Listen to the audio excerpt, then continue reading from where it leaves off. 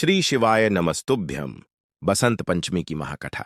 बसंत पंचमी केवल एक तिथि नहीं है, यह प्रकृति के जागने का उत्सव है। यह ज्ञान के प्रकट होने का पर्व है।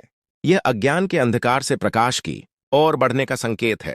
जब शीत ऋतु विदा लेने लगती है और धरती पर हल्की हल्की गर्माहट महसूस होती है, जब पेड़ों पर नई कोपलें फूटने लगती हैं और सरसों के खेत पीले सोने की तरह चमकने लगते हैं, तब समझ लेना चाहिए कि बसंत पंचमी आ चुकी है।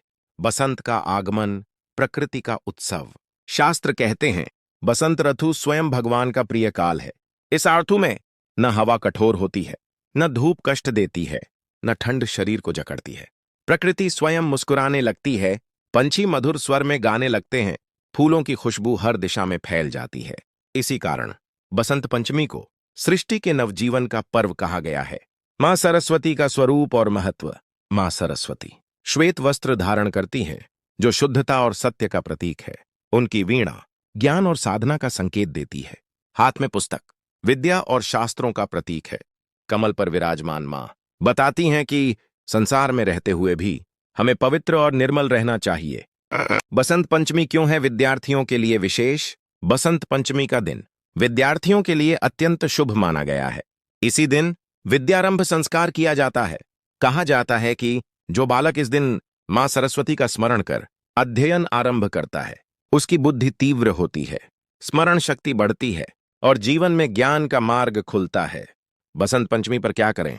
बसंत पंचमी के दिन प्रातः स्नान कर स्वच्छ वस्त्र धारण करें। मां सरस्वती की श्वेत या पीले पुष्पों से पूजा करें।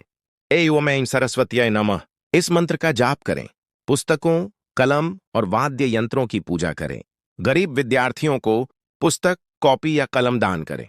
बसंत पंचमी पर क्या न करें?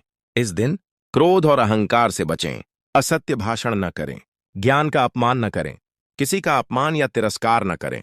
द बसंत पंचमी का आध्यात्मिक संदेश। बसंत पंचमी हमें सिखाती है कि जैसे प्रकृति हर वर्ष नया रूप धारण करती है, वैसे ही हमें भी अपने भीतर के अज्ञान को त्याग कर ज्ञान का बसंत लाना चाहिए। यह पर्व कहता है, सीखते रहो, झुकते रहो और सत्य के मार्ग पर चलते रहो।